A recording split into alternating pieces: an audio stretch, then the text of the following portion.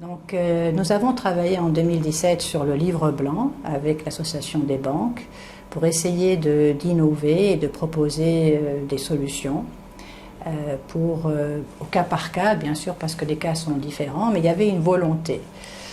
Il fallait après une volonté aussi politique, parce qu'il y a 3 partenaires dans ces dossiers. Il y a l'État, le ministère des Finances, ou les banques et l'entrepreneur. Et il y a eu finalement après des réticences dans l'application. Donc aujourd'hui, sauver ces hôtels, il faudrait, si on y croit, mais je pense que d'autres pays concurrents y croient aujourd'hui, ce serait un genre de plan Marshall entre guillemets avec un fonds de financement en dehors du système bancaire. Aujourd'hui, les taux de financement sont beaucoup trop élevés vu la pression que nous avons sur les prix, on en reparlera. C'est très difficile. La rentabilité aussi des hôtels a baissé. Ce n'est plus du tout le même taux de rentabilité qu'il y a 20 ans.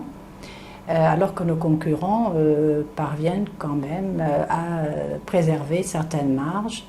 Mais il y a aussi un soutien.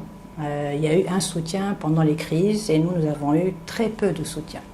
Donc des hôtels de plus en plus fragiles qui finissent un jour par mettre la clé sous la porte. L'hôtellerie classique restera bien positionnée malgré la montée en puissance des hébergements alternatifs. Mais bien sûr, elle devra s'adapter aux nouvelles demandes qui sont des demandes d'authenticité, de personnalisation de l'expérience, aussi d'inclusion sociale.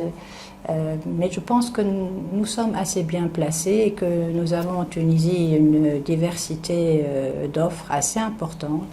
Nous avons aussi l'atout d'être, en tout cas pour l'hôtellerie balnéaire, une hôtellerie de resort.